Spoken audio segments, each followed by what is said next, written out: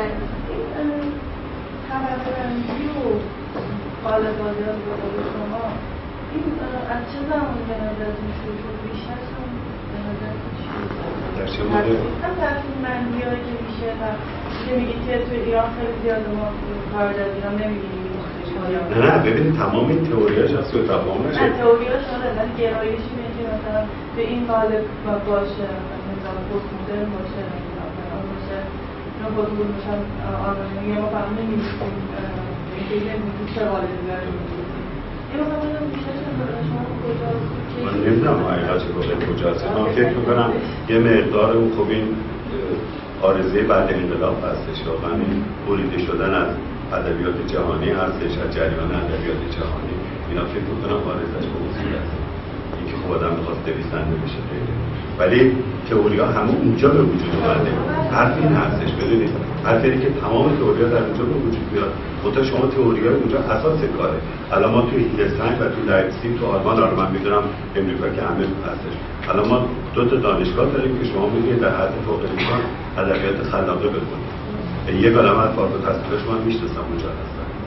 ولی شما هیچ وقت نمیبینید اینا بیان اینقدر تکنیک رو برای هم دیگه بکشن. و اصلا هم صحبتی از اون نمیکنه. بله برای اینکه بعد میشه گفت آره برای که تکنیکو شما پارسال بودم میگم خوبیشه که ما نویسنده‌های شاخص هم دیگه خبر نمیگیریم. هر سال آلمان نویسنده‌های واقعا خوبی رو دعوت می‌کنه هیچ وقت هم کسی نمیاد. پارسال بود که زبرینایانه شما یه دختریه که از همون مدرسه مثلا لایپزیگ و هیلستاین فارغ التحصیل شده. شما وقتی رمانش رو می‌خونید واقعا یه چیزیه در حدی که گراس ازش تعریف کرد. اولین کتاب که گراس ازش تعریف کرد اصلا کتاب برای همون چاپ می‌کنه. شما هیچ وقت یک اصطلاحی ما توی عوام داریم که بهش میگن گلدرش. من فکر می‌کنم تفاوت ما با اونا اینه. یعنی ما گلدرش کار می‌کنیم، اونا گلریز کار می‌کنن. این تفاوت. اونا تئوری رو دارن ولی میان استفاده. یه صحبتی که مثلا فرض من نمیدونم شاید هم هیستوری سعی می‌کنیم خودمون رو با این اجتماع برخورد نمیدونم. اون همون صحبتی که ما راجع به با دکتر پاینده راجع به کار هدایت بود ایرادی که من گرفتم به هدایت همینه که هدایت رو شما داستاناشو بخونید میاد در یه زمانی هدایت پروین دختر ساسان رو بنویسه که ما توی فرانسه چند تا نمایشنامه خیلی بزرگ داریم. الان شما هدایت هم پاریس زندگی می‌کردید دیده بودید که نمایشنامه رو دیده بودید خونده بودید. شما الان اون نمایشنامه ها رو با پروین دختر ساسان بذارید کنار هم دیگه. پروین دختر ساسان یک چیزیه که انگار تو قهوه‌خونه میخواد اجرا بشه. یعنی یک تشریح صحنه این کرده هدایت من فکر می‌کنم ارسطو هم 2000 سال پیش نمی‌کرد. یعنی حتی این نگاه نکرده به این نمایشنامه‌ای که در اون موقع تو پاریس اجرا می‌شده که از اون الهام بگیره. یا مثلا فرض بفرمایید یه نمونه خیلی گلدرشترش نامه‌هایی که هدایت می‌نویسه به شهید نورایی.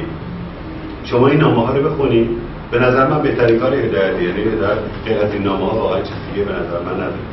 این شهید نورایی شما بخونید ببینید این چه نثری داره. اینقدر این زیبا می‌نویسه، اینقدر این تو این نثر خودش پیچ و تاب داره. درست همون زمان مثلا سقط خون رو نوشته یا سگ بلگر. اصلا من نمیدونم برای چی اینو نوشته. یعنی حتی شاخه کاج رو داره توصیف میکنه که کاج اونجا بود و کج و کوله بود مثل دست مرده بود و مثلا دخترم پاش پسرم سگم پاش نشسته بود زبان آویزان لحظه در که توی شهید نورایی اون نسل به اون زیبایی رو به کار میبره ولی تو داستانش نداره. حالا من نمیدونم این واقعا یه آرزوی ایرونیه یا به جامعه ما نگاه میکنیم یا به همین سوالی که آیده کرد میخوایم یه چیزی بنویسیم که ملت خودشون بیاد نمیدونم چی. ببخشید حتی از این جهت هم که هدایت مثلا تو بوق کور که دیگه خیلی همه می‌پرسونش به خاطر اینه که محتوای ایرانی داره ولی مثلا فرم غربی رو اولین بار این پیوند داده، یعنی از این لحاظ هم به نظرتون خیلی درخشانه. حالا شما چیزی رو گفتید که خب متاسفانه من اصلا نمیتونم جواب بدم. من گفتگو به نظر من یه مقاله خیلی ساده لوحانه روانشناسی در مورد یه مطلب، یعنی کسی که احتمالاً دو تا اثر از فروید خونده و اینو می‌نویسه. من اصلا اونجوری بدی بودن پیوند فرم محتوا. شما اگر گفتگو رو تکراراشو در بیارید که از پنجره نگاه کنه کلام کنه میشه 10 صفحه مقاله روانشناسی. خیلی آدم بزرگی ها، خیلی آدم بزرگی و اتفاقا ایرادی که الان به کل جامعه ما وجود داره، اون صحبتی که همونجا با پاینده ما می‌کردم، ایرادی که به جامعه کتابخونه ما وجود داره، هدایت رو به عنوان نویسنده ما هیچ وقت نقدش نکردیم. هدایت رو شخصی دیدیم، هدایت رو دیدیم که عصبیه، هدایت رو دیدیم که بچه بازه، هدایت رو دیدیم که تریاک میکشه، هدایت که بدبخته، اصلا همچین چیزی نیست. هدایت آدمی که میره هند سانسکریت یاد بگیره، میره پاریس فرانسه یاد بگیره، آدمیه که نمایشنامه داره، مقاله داره، داستان داره، رمان داره، در قصه ها و مصنف های ایرانی کار کرده. یه همچین آدم کلیگونده متاسفانه کوچیکش کردیم به 3 قطره خون. یعنی اینقدر که راجع به این 3 قطره خون چه معنی داره ما تا بحث کردیم، راجع به هیچی بحث نکردیم. این که مثلا سگ دلگر چه معنی داره مثلا نمیدونم برای چی. هدایت اون جنبه هاشو اصلا ندیدیم. تو همون صحبتی که ما کردم، اگر واقعا نشسته بودن هدایت رو درست تجزیه ترجمهش میکردن، چه بسا که اصلا ادبیاتمون واقعا یه چیز دیگه بود. این ادبیاتی نبود که الان هدایت زده است به معنی بدش، متاسفانه هدایت زده است. یعنی من خدا میدونه، باور کنید چند تا داستان کوتاه دوستان برای من می‌نویسن بخونم که طرف خودش از بالکن انداخته پایین، یه دونه عنکبوت گوشه اتاقشه، افتاده رو موزاییکا. یعنی من این باور کنید این جمله رو من تو 100 تا داستان خوندم، افتاده رو موزاییکا یک رشته خون از گیجگاهش راه افتاده. اینا تمام بدفهمی هدایت بود. ببینم اون آدم خیلی بزرگی بود، ما بدفهمیدیمش. درست این کافکاری که در اینجا ما واقعا یه موجود پیچیده‌اش کردیم در سطح نویسنده خیلی بزرگ.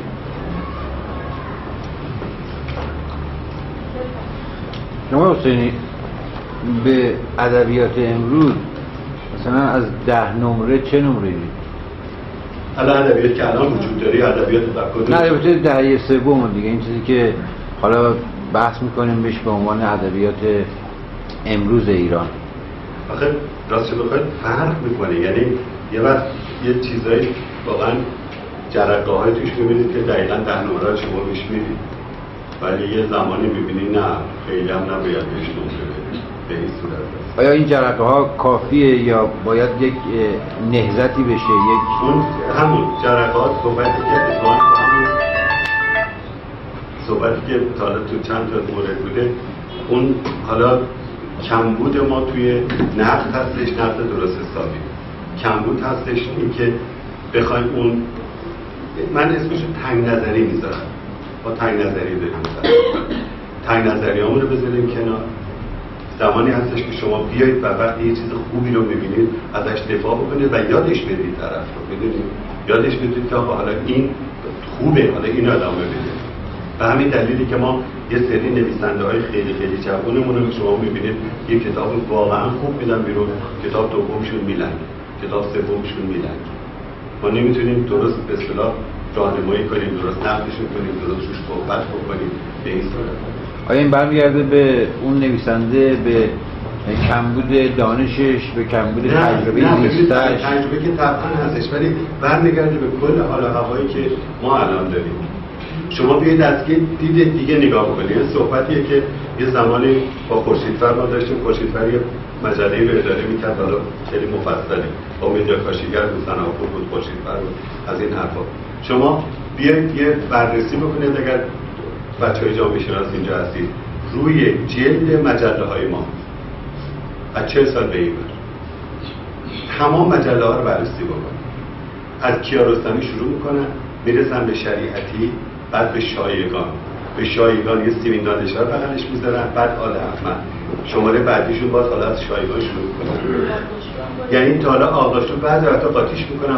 یعنی تا حالا یک دونه اینا نیومدن که از این بچه جوونا رو بذارن روی جلد. بدونید دیگه که اینا هیچ کدوم اصلا داره هیچ چیزی نیست. یا مثلا فرض کنید این جلد مجله‌ای داره، حالا 4 تا عکس بچه‌ها رو میذارن، این چیز خاصی نیستش که. تمام اونا هستش که خب جلو رو میگیره. همین باعث میشه که شاید شما داستانه شما نقد نشه. اگر فرض بفرمایید تو رگه‌های خوبی تو اون رمان هست یا رگه‌های خوبی تو اون داستان هست، نمیخوان بکشنش بیرون. بدونید به این صورت. حالا من همینطور که دارم صحبت میکنم این اسم این آیین نوروزی میاد جلوی چشمم و مجبورم بگم. نه نخوندید کتاباشو یا نه؟ کتاب اول این بچه واقعا کتاب رو بشه اسمش چی بود؟ مجموعه اولی چی بود؟ آینه یاد چند روز حالم خوبه چند روز چی بود؟ حالم آب و هوایی چون واقعا داستانهای خوبی داشت یه کلمه ولی نه روش صحبت کردیم نه کاری باهاش کردیم. ممنونم کتاب دومی چه از کار دارم. این همون بحث قدیمی نبود که آقای گلشیری هم میکرد به عنوان جوانمردی در ادبیات. خب جوانمردی ادامه داشته از قدیم. گلشیری درسته اینو میگه ولی گلشیری در این حال هم میگه من نهنگ این اقیانوسم. ولی جوانمردی در صورتیه که خب شما دارو میخواد دیگه آدم رو چرا جوون بمیره. الان که طول اون اومد حدود 90 سال اون دارویی که شما میدید که جوانمرد نشه نه درسته، عدم تنگ نظری هستش، پشتیبانی از کتاب، تمام اینا هستش. این عارض فرنگی همچنان ادامه داره به این طرف. شرقیه. ببینید ما شرقی هیچ کارش نمیتونیم بکنیم. یعنی ویتفوگل حدود 100 سال پیش گفت دسپوتیسم شرقی، خودکامگی شرقی، یعنی هیچ کارش هم نمیتونن بکنن. این شرقی رو هست متاسفانه. حالا یه جوری مگه که ترام بس در اون بشه دیگه نمیدونم چجوری بشه. من متاسفانه اینا هستش. آقای دولت شما من که سوال میخوام بکنم کاملا پرفاصله از جریان ساختار و مبانی داستان و کلا تئوری. یه سوال انضمامیه اینکه این حالت نویسندگی در ارتباطش با زندگی حقیقی، این گرایی که وجود داره در نویسنده ها، نمیدونم چقدر چه نویسنده های باید هست یا نه، قطعا هست که ویژگی روانی شخصیتیه. اینجا خیلی تضاد داره با زندگی خوب این ویژگی. اصولا نویسنده ها خیلی حالشون خوب نیست. میخوام ببینم که نویسنده های غربی اینطوری هستن، اینقدر تناقض و پارادوکسیکال زندگی میکنن، دچار تناقض هستن، یا اینکه نه در سر زندگی از اونجا حل میکنیم یه مقدار از این مسائل. نمیدونم مثلا موفق شدم مفهوم ذهنم برسونم. آره حدودا شما میگید. ببینید باز اینا برمیگرده. من فکر میکنم به همون چیزی که آیدا سوال کرد که تو ناراحت میشی که نمیبینن اینا. گفتم به هر حال یه سن و سالی من رسیدم، یه جایی تو زندگیم رسیدم که دیگه خیلی برام مهم نیستش که حالا آیدا مرادی منو بشناسه یا نشناسه، واقعا هم مهم نیستش. اونا من فکر میکنم احتمالاً اون زندگیشون باعث میشه که براشون خیلی چیزا الان حل شده باشه. من میتونم نویسنده هایی که من اونجا میبینم که زیادم میبینمشون براتون، من کار ندارم اصلا به دوستانش کار ندارم، همه فوق العاده‌اند، ولی میتونم اونجا رو براتون میگم چه جوری از شاید خودتون نتیجه گیری بکنید. در اونجا شما اگر بدونن مثلا رفتی برلین به تلفن میکنن، حالتون میپرسن، به نهار دعوت میکنن. اینجا در اونجا شما اگر جلسه ای باشه که اینا همشون مثلا فرض کنید من خود من یه جلسه داستانخوانی داشتم، اومده بودن از این گوشوسه اومده بود تا کلیبرگ اومده بود، همشون میان. در اونجا شما اگر واردی جایی بشید که مثلا 10 تا نویسنده باشن، نویسنده ها همه با شما لبخند میزنن، سر تکون میدن، همشون به این صورت هستش. در اونجا وقتی شما رو میبینن واقعا باهاتون سلام علیک میکنن، میان جلو و غیره.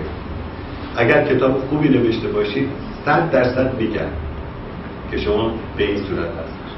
همین امروز من تو موبایلم هست، امروز همین یودیت هرمان یه نامه داده بود راجع به سخنان دیشب ترامپ، از من پرسیده بود و تسلیت گفته بود این حرفا. اینا رو اونا در یعنی من فکر میکنم اونم با شرایط سیاسی اقتصادی شونه که نیازی ندارن که با ندیده گرفتن شما خودشون رو بزرگ بکنن. ما در اینجا با ندیده گرفتن به خودمون شخصیت میدیم و اونا ندارن، اینو خوشبختانه ندارن. حالا انشاءالله که ما بشیم. من منظورم شناخته شدن سوال نبوده یا اینکه مثلا ببینن یا مثلا بعضی رفتارهای حرفه‌ای بود مثلا اون خب اذیت میکنه. نه اون اذیت میکنه. من مثلا یه مصاحبه میشه یه سوالو ابدی میفهمن و همونطوری که برداشت. نه اون که هستش. بعدن دیگه کاری آدم نداره. بوده تو انتشاراتی تو این چیزا به اصطلاح تو خبرگزاری ها واقعا اصلا جواب پرتی نوشتن، اصلا من به خودم رو نیبادم، ولی آدم به هر حال چرا اون تاثیر میذاره. شما وقتی ببینید که عمل نمیکنه نه اونا هستش. نه اون هستش.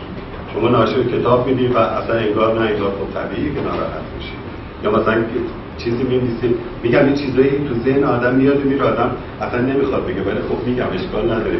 من مجموعه داستان اولام که نوشتم که میگم اصلا نمیخواستم بنویسم، از آرش اجازی شاهده و نمیخواستم چاپش بدم، ولی آرش چاپش کرد که من خارج بودم، ایران نبودم. آرش چاپش کرد داد بیرون تو عرض 3 ماه، کاری من ندارم. بعد اینو یکی از دوستان نویسنده خونده بود. دوستان نویسنده واقعا عظیمه ها، اصلا نمیدونید این آدم چقدر عظیمه. بعد من خیلی گنده، البته لاغره ولی خیلی گنده. وقت این من دستنویس این آقا رو که داده بود به ناشر من دیدم، کنار تمام داستانا نوشته بود، یکی رو دقیق نوشته بود عالیه عالیه، یکی رو نوشته بود عاشقانه در خط نهایت، همه اینا. من بی نهایت ازش ممنون شدم. من کتاب دومم رو نوشتم بردم پلوش، بهش گفتم که اینجوریه. از نظر خود من کتاب دوم 2 قدم بالاتر از اونه، چون سیاه چسبا کشد بی نهایت شخصیه، بی نهایت خصوصیه. تو کتاب دوم یه مقدار بازتره.